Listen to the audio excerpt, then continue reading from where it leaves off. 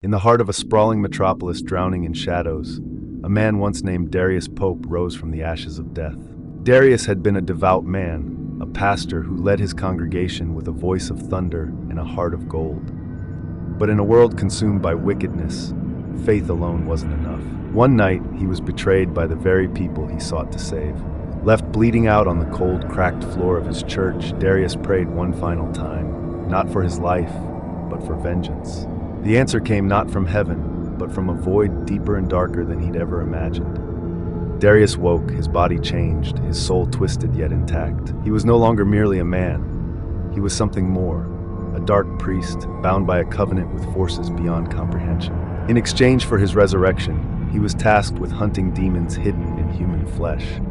The serial killers, the butchers, the monsters cloaked in mortal guise. They were not just evil men and women. They were demons in disguise.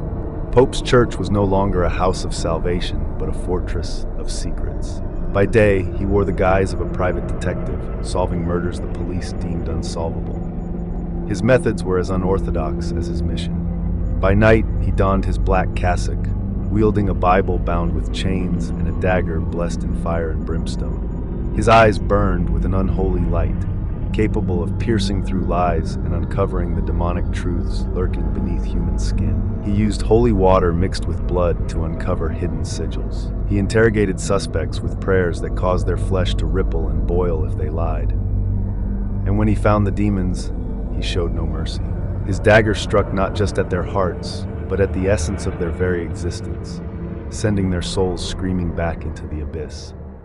The city was paralyzed with fear. A serial killer dubbed the Surgeon had carved his way through 6 victims, leaving behind corpses meticulously dissected. The police were baffled, but Pope knew better.